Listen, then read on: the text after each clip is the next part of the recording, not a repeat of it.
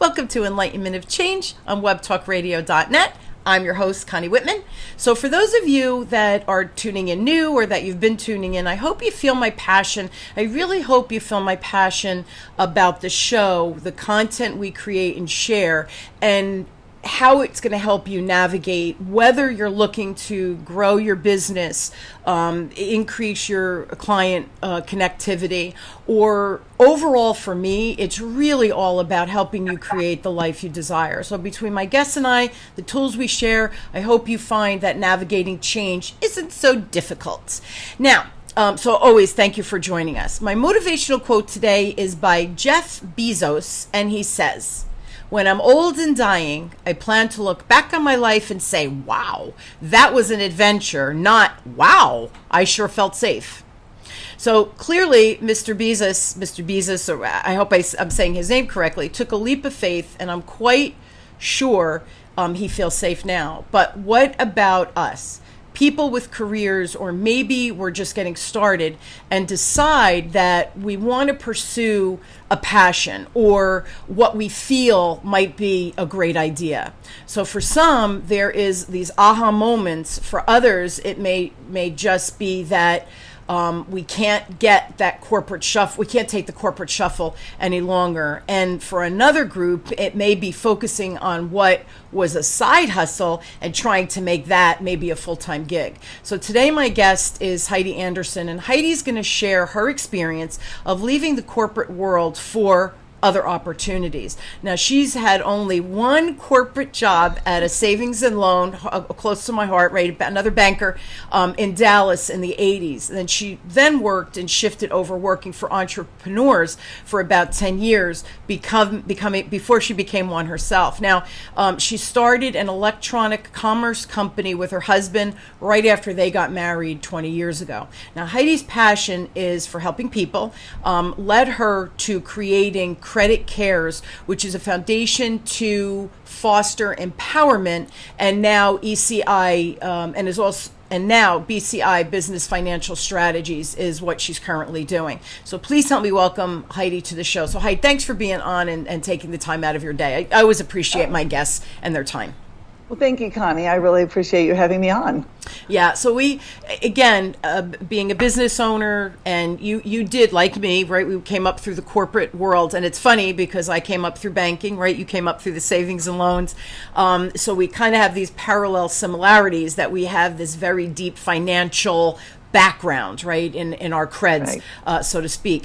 But I want to start with just something personal about you. So you played basketball for U of A and LSU, right? Also, yes, now what did you learn from being that college athlete, as an adult and bringing it into the business world?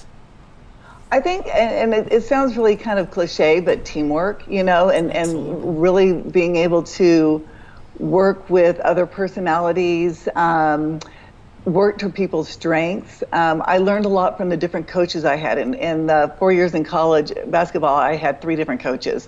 I had one at the University of Arizona. Then through a crazy story, I transferred to LSU.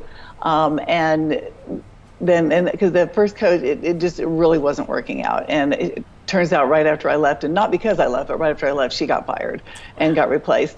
Then I went to LSU, and it was kind of the same thing. The first coach that I had there for the first couple of years, it's like, I'm very tall, and they kept trying to make me into something I wasn't, like this big, tough, underneath the basket kind of a person.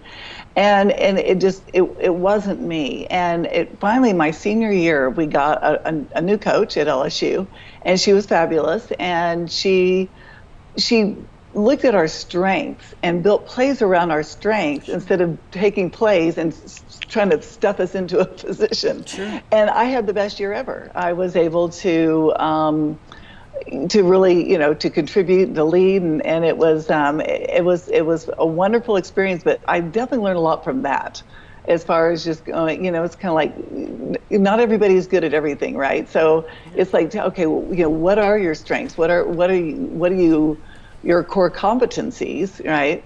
And then, where can we expand from that? Which is the best way to start, right? Right. Isn't that where coaches should start from? It's so funny, as you were speaking, you learned so much from the bad coaches, right? And then that one year where you thought, how not to do things. yeah. And then you're like, yeah, isn't this the obvious? But it's funny, I even think in our corporate world and us as coaches, right, that we work and we help others, small business owners, or in my case, my corporate and small business owners. But you try to take, here's the position, let me take that square peg and jam it into the round hole. It just doesn't work. So I know through my career, same thing. You've learned from the bad coaches as well as from your good coaches. So what not to do, and then of course what to duplicate and do. So what a concept, build on people's strengths, and then create the plays, the playbook around the team of people that you have, instead of, again, shoving that square peg into the round hole. It's so logical, yet what's the old saying, or what's the saying? Common sense isn't so common.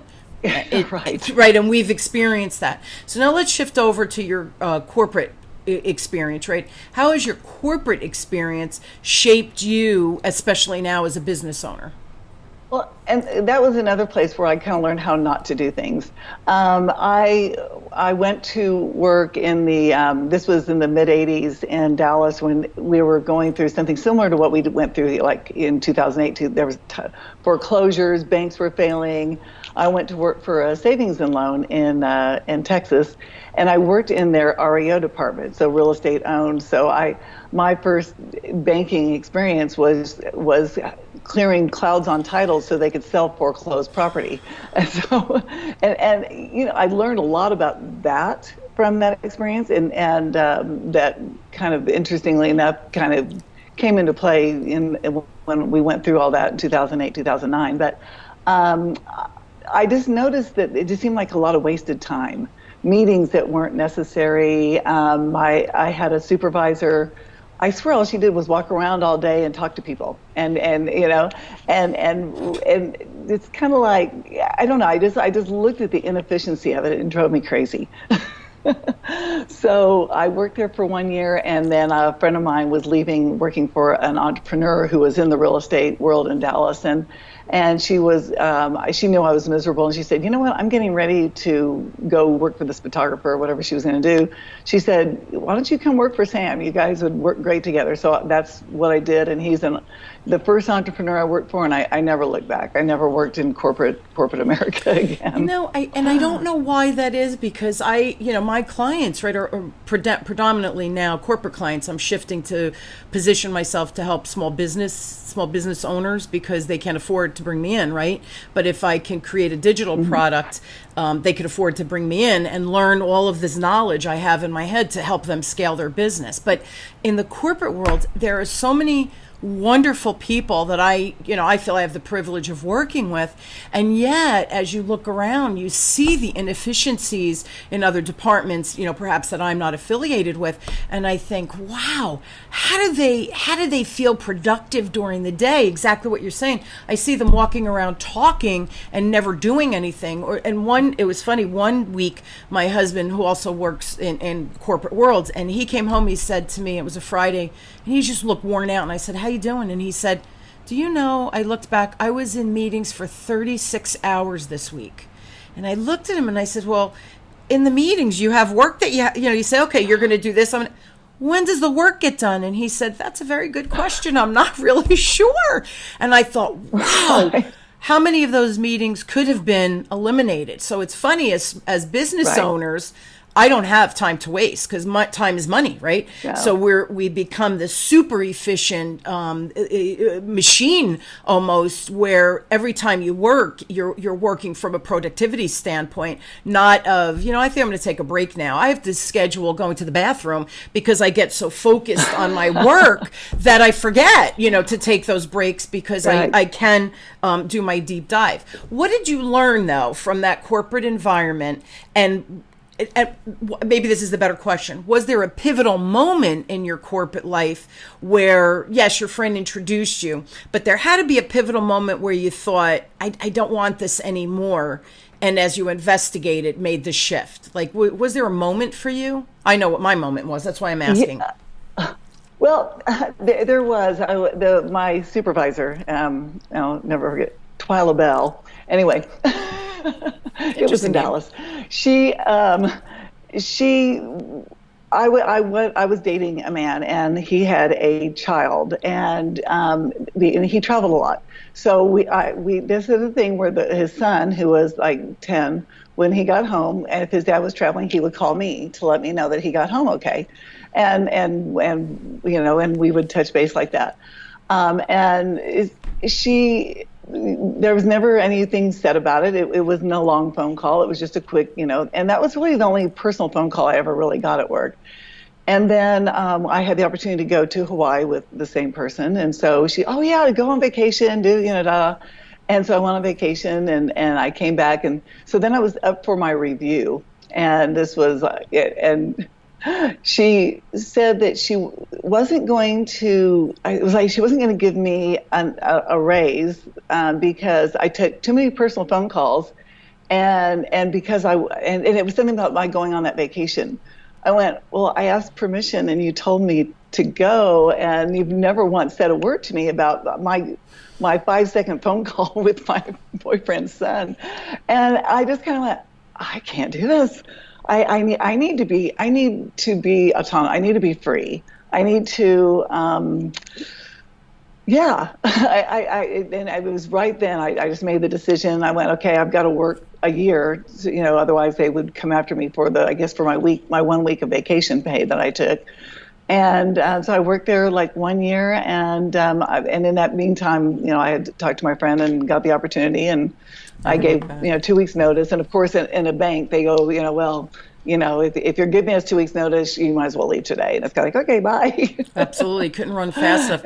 It's funny how you can critique someone, discipline them in essence by not giving you that raise, but never have mentioned what you're being disciplined for. Again, just poor leadership. Wow, that's offensive on so many levels. But the other problem is how many leaders out there do that. You got to communicate with your team.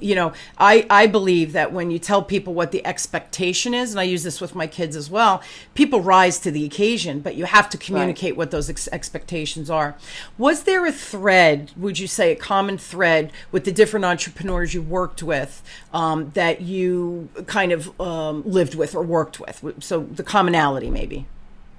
Well, definitely there was a lot of, real estate, and just like when I went for the first guy I worked for, so he owned shopping centers, and so I learned a lot about like leases and communicating with tenants and that type of thing. And then he ended up that once again, this is when everything was kind of also still crumbling in Texas, the savings and loans and the real estate, and he ended up having to sell his shopping centers, and he went out of business while I was working for him. So I got to experience that, and he was a great guy. We had a really good working relationship, and so it was like, okay, well, now what? And so at that point, I'm like, I'm not going to go back to work in corporate world. I wasn't sure what I wanted to do, so I went to work for a temp agency. And I started just doing, and that was a really great experience too. And I got jobs like in real estate offices, and I got to know people, just transcribing notes and stuff like that from the realtors that were driving, commercial real estate guys that were driving around. And so I did that for a while, and that everything I did, I learned a new skill. Yeah. And so then I had somebody who was worked out at the same gym I worked out, and she said that a man in her building that she knew was looking for an admin person, and she knew I was looking for a job, and so she introduced me to him, and I worked for Monty for like 5 years, and in that period of time, he did real estate deals, he did oil and gas deals. I learned how to form corporations. I learned how to do. That's where I learned QuickBooks and Excel and all of that stuff.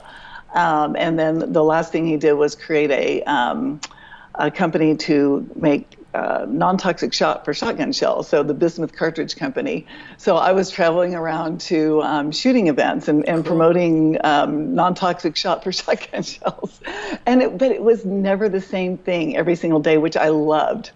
And I love the variety. I love the, just the ingenuity and the opportunity to come up with ideas. Okay, well, this is brand new. How do we do this? Where should we go? What trade shows should we do? Yeah. And that was a lot of fun to me. Yeah, it's so funny. I think to be a business owner or entrepreneur, you cannot the same thing every day just doesn't work. So you have to be open and thrive in that changing environment, right? For me, doing something every day, the same thing every day, that's not my personality, that's not my energy. That would be soul sucking to me. Where other people love routine, and I get it. So you have to find where you belong. But the other funny thing you said that I totally agree with is, no matter what job, no matter what step, even if it wasn't your dream job, number one, who are the people you met? You're building your network. Second thing, what skill did I learn? Oh my goodness, I had another tool in my tool belt, another tool in my tool belt. So we constantly learn and evolve. And, my son just graduated college, and, looking for, COVID has really killed him, looking for a job, because there's nothing out there, but that's okay. Doing DoorDash, he's hustling, he's doing other things, and doing LinkedIn Learning and all of those things to continue to build his skill.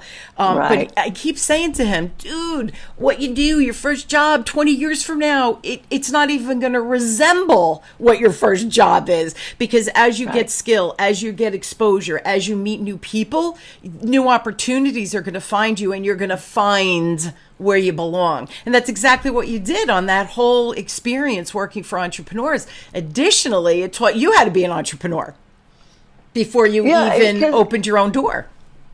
Which in a way, because I think if more people would think about it, even if you're working for a corporation, and I didn't think about it that way because I hadn't been through all of this at the time. Sure. Was to think of your job as your own little business. Absolutely.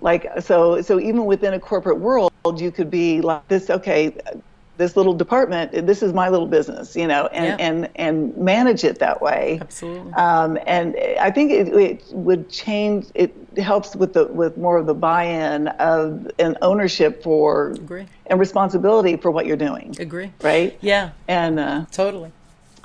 Yeah. It's funny. Well, as a salesperson, right, I've always been on commission my whole career. So to me, it was my own little business, because if I didn't work, I didn't get a paycheck, right? So, I was always hustling. And, I remember before taking vacation, because now you've lost that whole week. Well, that whole week wasn't just your appointments. It was all the new calls you were making to build your next, calls pipeline for the next, week, month, whatever it was. So I would work triple the amount before I went on vacation, so that when I came back, I had business that would be closing, but I would also have a whole bunch of new appointments, so that, because you don't just lose the week, you lose 2 weeks after you come back from vacation to get the momentum up again. Well, that's what a business owner does, right? If you want to take time off, that's cool, but how can you still function, or how can your business still thrive? You can't just stop because you're not at the helm doing whatever it is you're doing. So I agree with that. And if more corporations or more people in corporate environment took on that ownership, you'd see, I think, a whole different change in perspective, but I think you'd see a change in results as well. So it's really an interesting take and a different way of looking at it. Interesting, very interesting. So how did you get into merchant services of all things? I get it from the financial background, but how? It's getting crazy. I'll skip forward a little bit. I met my husband, and I was on vacation in California, staying with some friends. And long story short, I was living in Colorado at the time, and so I always want to live in California. And so I had moved to Colorado. I met the men that I worked for in Colorado through the man I worked for in Dallas. Oh, neat. They knew that I was moving to Colorado, and they needed somebody to come in and organize their office and take over their accounting and everything. So I went, okay, so now I'm an oil and gas accountant. I went to training to become an oil and gas accountant, and I took over took all that, worked for them for several years. And they knew I always wanted to live in California, and I had friends there and stuff. So I went out there on vacation, and I met Jim. And long story short, I ended up moving to California. They let me take my job with me. They actually figured out a way for me to run their accounting system remotely from California, which was all brand new in 1999. Yeah, ahead of their time. Yeah, so they set up a virtual a VPN for me, and it was crazy. Cool. So I did that, and I was out there. A friend of mine said, well, she told me that a friend of hers was a QuickBooks Pro advisor and said, you should, maybe you should look into that, adding that to what you do, and because it wasn't really full time working for them anymore. And so I went and I learned how to become a QuickBooks Pro advisor. And so I added that, and then I started getting jobs, training people how to use QuickBooks. And so Jim and I ended up getting married. And I'm like, okay, so, we ended up creating he wanted to create websites. And he wanted to do e-commerce sites. So this is December of 1999. We had just gotten married. So like the .com boom, right? So he went out and he found different places to provide the merchant services for the e-commerce sites. Yeah. And so that when he quickly realized he was not a web designer.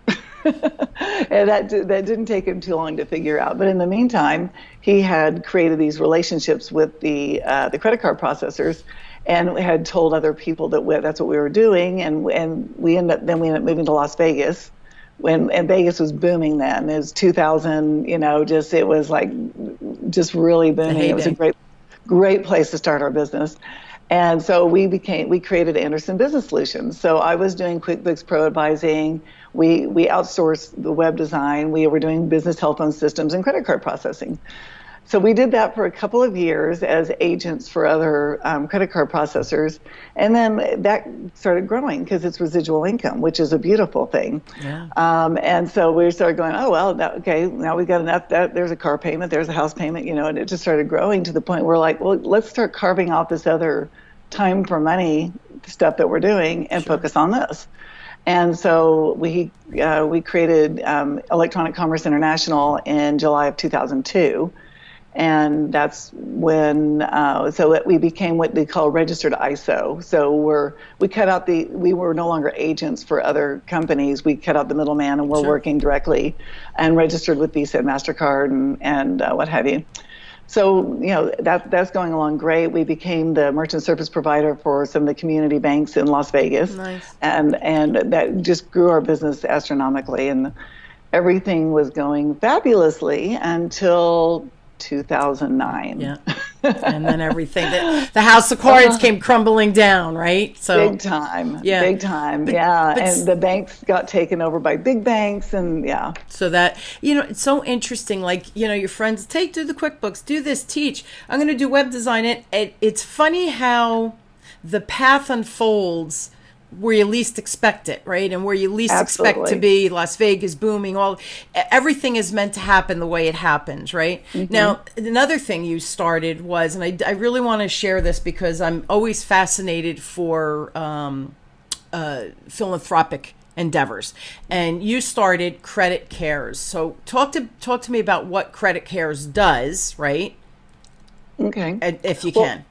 Yeah, really quickly. What led me to do that was the crash, and we lost like half our business overnight, and I was just disheartened, and I started, I don't want to say resenting my business, but you know what I mean. I just didn't love it anymore. It was soul sucking at that point. Sure. And I went, okay, but we have contracts with First Data, we have leases, we have employees. I can't just like walk away from this, right? Of course. So I went, for me to really get back into this, I have to find a way to love my business, right? And I'm like, how do I love my business? I bring my heart to my business. Well, what does my heart care about?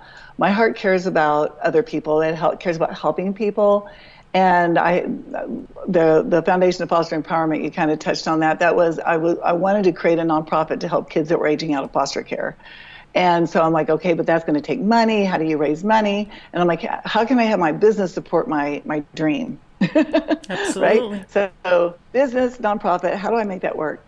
And what I ended up doing was thinking about, well, there's probably a lot of other nonprofits that could do this. So I ended up I was actually talking to a friend of ours, and I was telling him about this idea of having our merchant services support nonprofits, where if the nonprofits brought us, referred business to us, obviously they could create a residual donation stream. Beautiful. For as long as the people stayed with us.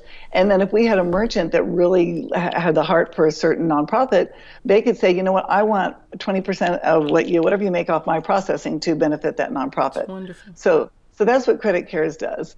And you know, and like you never know how things are going to turn out. I met with a lot of nonprofits. Yeah. Most of them, they love the idea, but they couldn't wrap their mind around how to implement it. Yeah. And in my mind, it was easy, but in their mind, it was complicated. And but we did end up attracting some merchants that wanted to support nonprofits. And so that's kind of what it does more now is we had an animal hospital that we made donations to an animal shelter for. Oh. I've got a lady who owns a store, party, like a kind of like a party store for buying, you know, streamers and balloons and stuff in LA. And so she wanted it to benefit her daughter's PTA for her school. So we do that. Yeah. You know, so it's just whatever they want it to benefit. And you know, and that gives me joy. Yeah, that helped make me love my business again. Yeah. And it's so interesting that as soon as you shift from I have to pay bills, right? My business has to support and pay bills to, this is soul sucking. How can I make money to pay my bills, but create joy back in my life? And for you, it was this philanthropic, you know, foundation to foster empowerment and figure out ways to do that. You start feeling good again, right? Giving is very, very, fortifying. It's very energizing. It feels good because we're making a difference. The other thing, people are like, no, this is too complicated. And because you understand the back end of everything, you're like, yeah, it's not that complicated, right? It's easy. Just refer business and I'll take care of them. It's easy. It's so funny. It's just so funny how what you think is simple, somebody else might not think is so simple. But what a great way to take your knowledge, your expertise, bring love back into your business, and really it was this giving arm as a key component of that. I just love that story. I think it's amazing. So how important is the aspiration of you personally giving back? Like, is that the main thing that drives you? Where does that aspiration or that inspiration come from for you? I guess for me, that gives meaning to life. I mean, I have a nice life. I have a wonderful husband. I've got a beautiful home. But it's kind of like for me I need to feel like I'm making a difference in the world.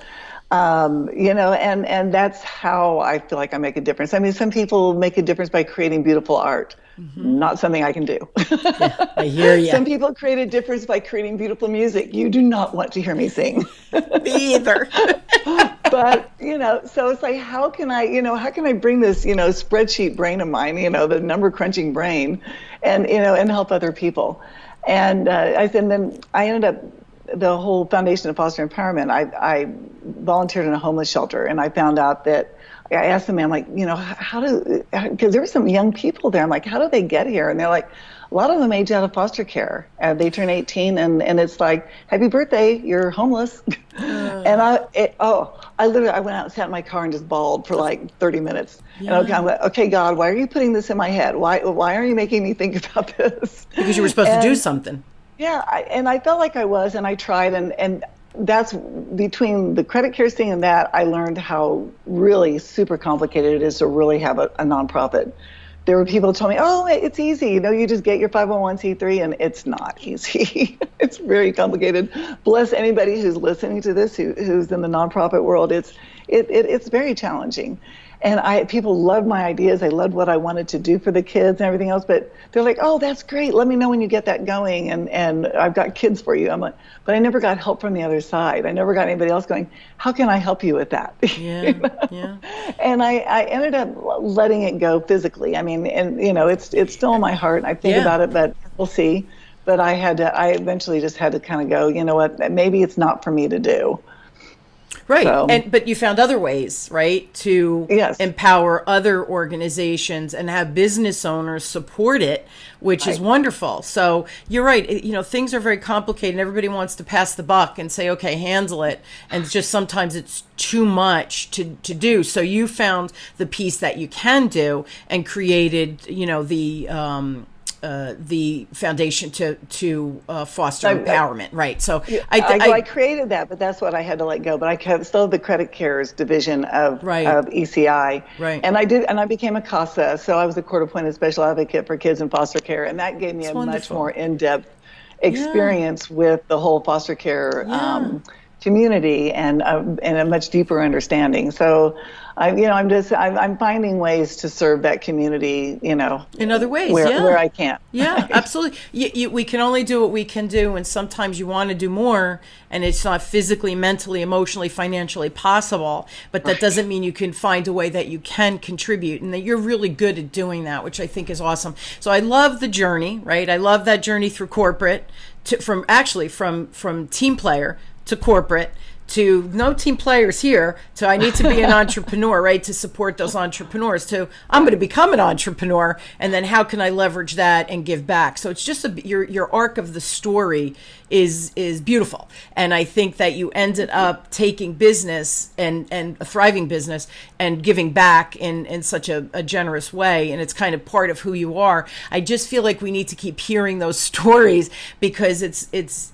I know it's about the money because we all have bills to pay. I totally get that.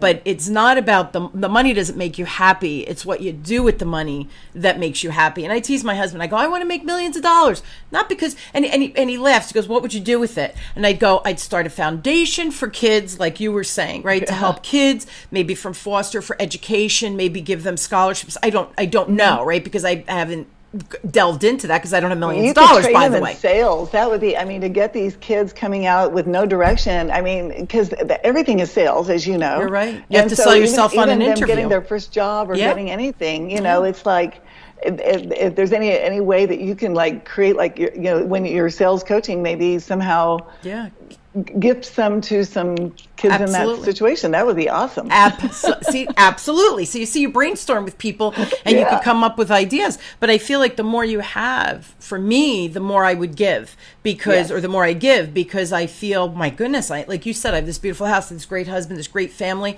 I feel the same way. I'm so blessed. How do you not feel compelled to give forward, to pay it forward? And, it's a wiring. And for me, I want my businesses to be successful so that I can, like you said, help other youth, et cetera. And it's funny you're saying that because so many kids are graduating, and I have friends and they're like, they can't even get an interview, or they get the phone interview, but they don't get the personal interview. Can you look at their resume? And who do you know? And, I love connecting these kids coming out of school with potential jobs, or even just help them with their interviewing skills.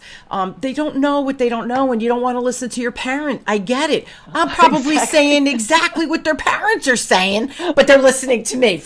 So my kids are the same thing. They talk to somebody else and they're like, yep, you're right. My mother's an idiot, even though I said the same exact thing. So for me, it's always about kids. So isn't that funny that you just happened to mention that? So I love it. We are out of time, Heidi, but I do want to share your stuff. So guys, if you're interested and you want to speak with Heidi directly, please email her at Anderson for Heidi. So Anderson at ECISecurePay.com, and go to our website if you'd like more information. It's obviously www.ECISecurePay.com. I will post it on the Web Talk Radio Enlightenment of Change website, so you don't have to find it. And also go to my website, whitmanassociates.com/CSA, and take your free communication style assessment. You get a cool report, short little report, tells you about your superpowers, tells you about your blind spots. And oh, by the way, it might help you communicate more clearly, both on the personal side as well as the professional side. I love helping people grow skills that are going to help them in all areas of their life, even, obviously professionally, but even on the personal side. So go to whitmanassociates.com/CSA. It's free, so take it and you get that cool report. Heidi, thank you again for being on. I really appreciate your story. And I think that there's so many people out there, especially with COVID, businesses are being lost, positions are being lost. Do you have that idea? Do you have that innovation that maybe the world needs, or a story, or a business, or a skill that you can help others develop? Maybe you're the next entrepreneur, waiting to kind of explode, right, and be birthed. So I hope your story helped people understand what that arc looks like. And I also hope that they realized after listening to your story, Heidi, that every step you were like, I learned something new. The next one, I learned something new. But not only did you shifted industries, additionally, you took those skills, used them in the next job, and learned more. And then used them in the next job and learn more. So we're always about those building blocks of learning and building our credentials so that we could go out and hopefully someday start your own business if that's your thing. And the other thing, Heidi, I wanted to ask you, are you seeing that more and more people, they still have their full-time job, whatever that is, and then they have these side hustles on the side? Are you seeing, I'm seeing that more and more, right?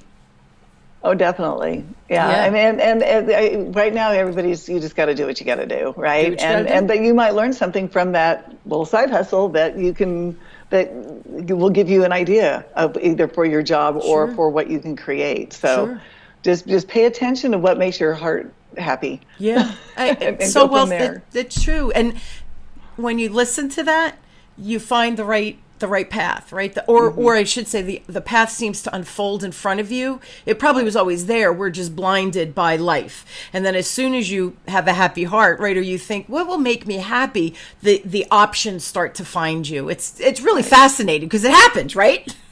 Absolutely. Yeah. Thank you so much. Putting together a puzzle. Yeah, the puzzle pieces of our lives, right? Yeah. So thank you so much for coming on, sharing your story. Thank you, Connie. Yeah, and I hope you've inspired. Yeah, I hope you inspired some new entrepreneurs, but I also hope you inspired perhaps translating pieces like you did that a component of the business can turn to some type of philanthropic adventure. So thank you so much for sharing that as well. You guys, I hope you will join me weekly as we question, build, and discover together that change happens, man. It's out there. It's happening every day. And I hope my guests, the tools that we provide, the information and insight and content help you navigate just a little bit easier so that whatever that next step is for you becomes clearer, easier, and really fulfills your life the way my guests and I feel our lives are fulfilled. And I hope we share that with you. Heidi, thank you again for being on. Just a wonderful story, wonderful guest. So appreciated. You guys, thank you so much for joining me. You've been listening to Enlightenment of Change with me, your host, Connie Whitman, on webtalkradio.net. I wish you all an inspired week. And please stay safe, stay healthy, and be well. And we'll see you next week. Thanks, everybody.